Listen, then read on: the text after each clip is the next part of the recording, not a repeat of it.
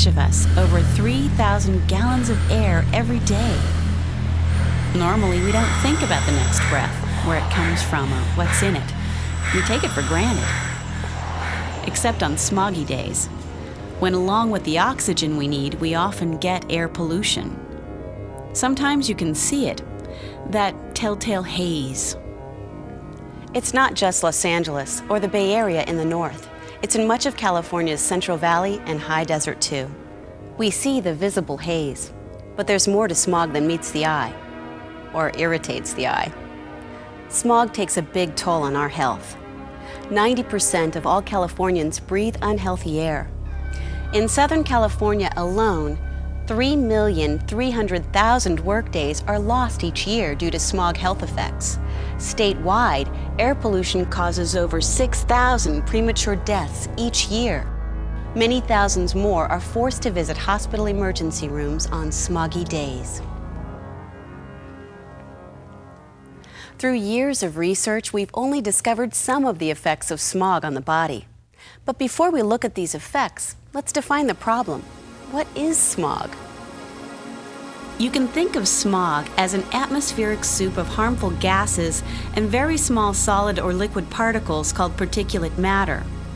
The most prevalent gases are ozone and oxides of nitrogen, NOx, called NOx. Carbon monoxide and sulfur dioxide are other air pollutant gases, but we're going to focus on ozone, NOx, and particulate matter because they're California's worst air pollution problems. NOx gases come from just about any kind of source where fuels are burned, from cars, trucks, power plants, and factories. Natural oxygen and nitrogen in the air combine under high temperature to make NOx. Every morning, thousands of tons of NOx and hydrocarbon gases are spewed into the air. Hydrocarbons come from fossil fuels, mainly gasoline and diesel, when they are burned. They also come from the evaporation of fuels, chemicals, and solvents.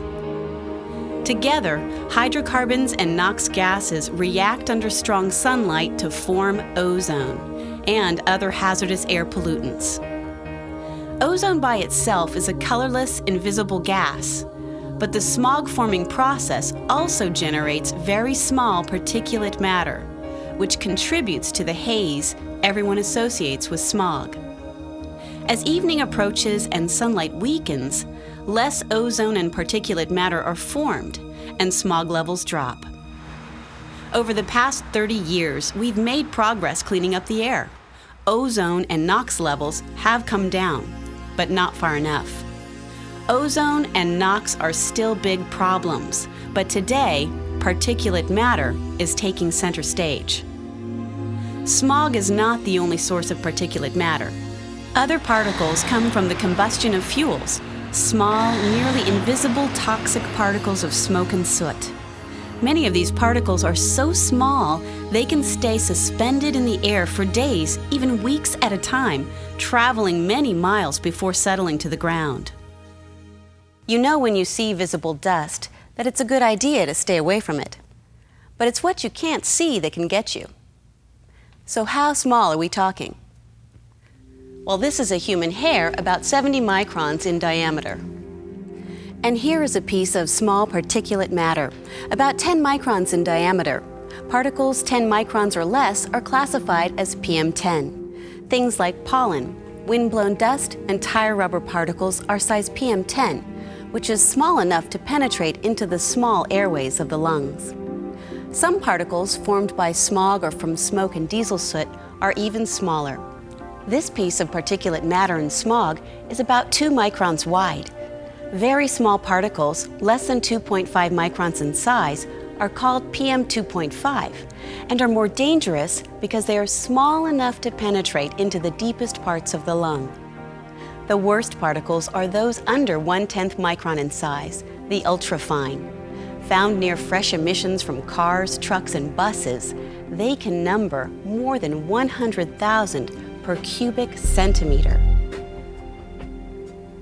When we breathe smog, we breathe a mixture of ozone, NOx, and particulate matter from a variety of sources. Even though we can't see ozone, when levels are high, it gets our attention. Eyes may burn and water. There can be wheezing and coughing. The throat is irritated and feels scratchy. The chest might hurt. There is a shortness of breath. Unconsciously, the body shifts to a shallow breathing pattern similar to that caused by fear.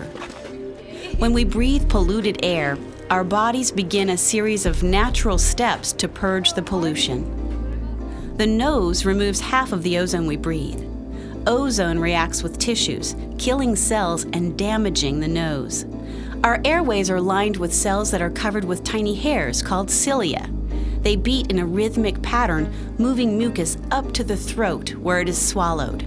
Mucus is important because it sweeps up harmful particles as well as bacteria and viruses. Ozone and particulate matter paralyze the cilia, making them move less or not at all. They can't do the job they were designed to do: clean out the lungs. This makes us more vulnerable to disease. Like ozone, NOx irritates mucous membranes. Scientists have found that people exposed to high levels of NOx have more colds that settle in their chests. They develop chronic wheezing and cough, bronchitis, and episodes of respiratory illness. Animals exposed to NOx in lab experiments become more susceptible to viral infection and are less able to ward off bacterial infections. They die earlier. With every breath, air moves through the bronchial tubes down to the lung space. Deep in the lung are tiny sacs called alveoli, where oxygen is transferred to the blood and waste carbon dioxide is removed. An average adult lung has 300 million alveoli. If they were to spread out, they would have a surface area of 600 to 900 square feet. PM 2.5 sized particles sneak past fine hairs in the nose and cilia in the respiratory tract to penetrate deep into the lungs, reaching the alveoli. Here, special cells called macrophages roam around eating up particles, bacteria, and viruses. But smog can damage the macrophages, and they can't do their job. Scientists are also finding that there is a link between fine particulate matter air pollution and heart attacks, even sudden heart failure resulting in death. Here's a comparison. This is a healthy, open airway, and this is what an airway on smog looks like. Inflammation swells the tissue, restricting airflow. This is not good. Ozone damages the delicate, thin-walled cells in the alveoli. Within a few days, damaged cells are replaced, much like the way skin peels after a sunburn. Laboratory tests show that healthy people breathing smog can lose up to half their breathing capacity. Researchers fear that repeated episodes of lung inflammation may cause permanent lung changes and long-term health effects. Some people think they adapt to smog because symptoms may disappear after a few days. While symptoms may in fact go away over time, it doesn't mean they develop a resistance to smog. Smog continues to cause lung damage even when outward symptoms disappear. A constant cycle of damage and repair may lead to premature aging of the lung. Over days, months, or years, the damaged cells are replaced with thicker, stiffer cells, scar tissue called fibrosis. Scar tissue won't allow life-giving oxygen to enter the bloodstream. When we can't get oxygen, we're in real trouble. Ask anyone with emphysema what it's like simply trying to breathe. 3 groups of people are more vulnerable to smog health effects. The first group are people with chronic obstructive pulmonary disease, which includes respiratory diseases such as asthma, emphysema, and bronchitis. 11% of all Californians fall into this category. They suffer the ill effects of air pollution sooner and at lower pollution levels than healthy people. When smog levels are high, asthmatics can develop serious health problems, many serious enough to require medical attention. Up to 1,300,000 asthma attacks each year in California are aggravated by air pollution. The ozone in smog also makes people more sensitive to allergens, such as dust mites, pet hair, mold, and pollen. The second group at high risk includes babies and small children. Their lungs are still developing and are more sensitive to smog. They also breathe in more air pollution because they breathe faster, bringing in 3 to 4 times more air per pound of body weight than adults.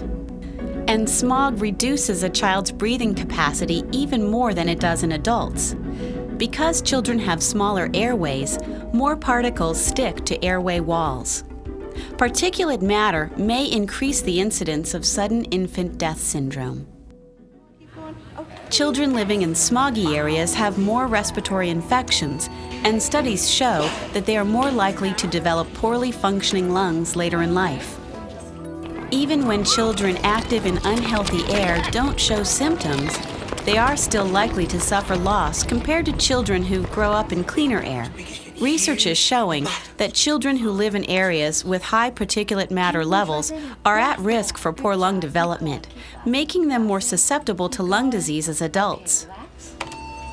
Research also shows that active children living in the most ozone-polluted communities develop more cases of asthma than children in other areas.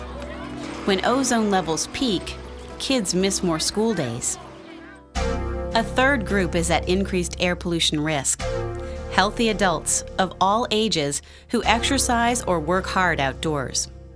During exercise, we breathe in as much as 10 times our resting volume of air, exposing us to 10 times more air pollution.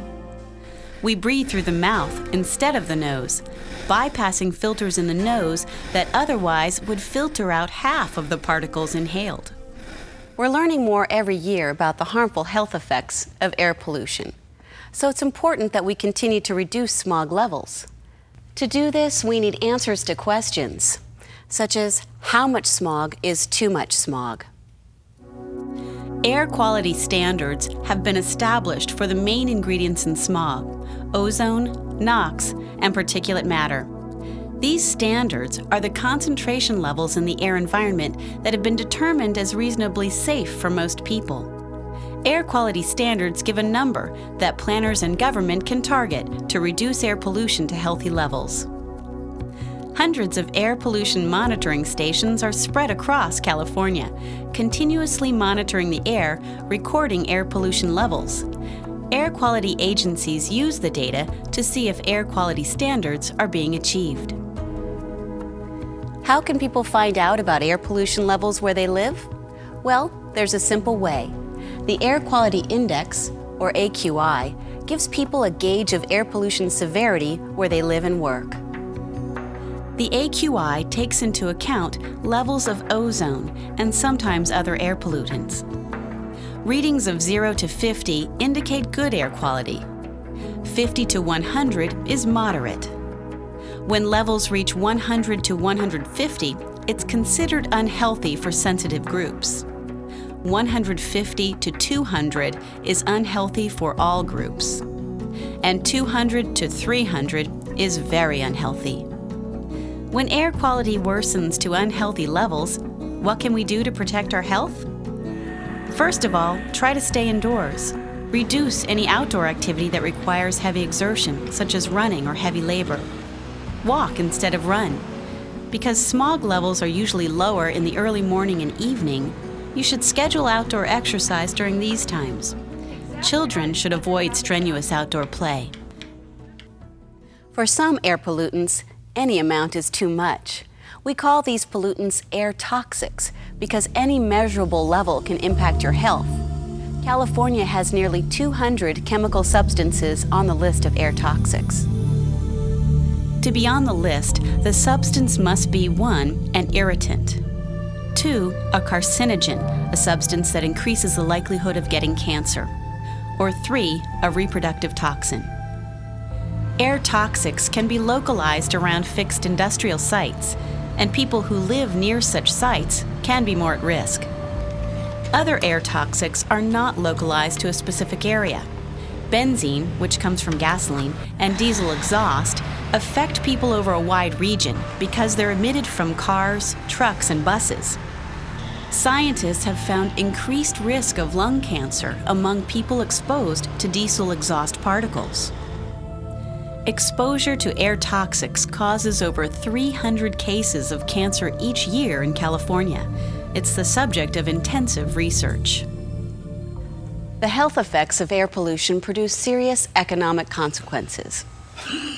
Air pollution means increased healthcare costs, increased doctor visits, increased hospital admissions, babies born prematurely or with low birth weight, babies born with developmental defects, children who can't go to school or have trouble doing well even when they're there.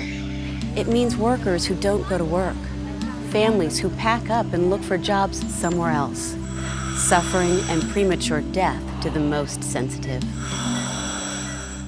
An Air District study in Southern California discovered that smog causes nearly 18 million person-days a year of headaches, sore throats, coughing, chest pain, and burning eyes. The human ill health effects of smog cost us over $9.4 billion every year, and that's just in Southern California. These are the real costs that everyone pays for. Smog not only harms our health, but it hurts the economy, today and for future generations. But the good news is that fighting air pollution pays off. The U.S. EPA figured the cost and benefits of fighting air pollution nationwide between 1970 and 1990. Cost to fight? About $523 billion. But the benefit in terms of sickness and premature death prevented was about $22 trillion. The net benefit to the country was about $21 trillion. We've made a lot of progress cleaning up the air over the past 50 years, but we still have further to go. Industry and transportation will continue to run cleaner. But there is also a role for each of us as individuals. How you get to work, to school, or to the store makes an air quality difference. Choose a carpool, take the bus or light rail, walk or ride a bike if you can. Your clean air choices are critical in the fight against air pollution. With every breath you take, you can be part of the fight for clean air. Thanks for watching.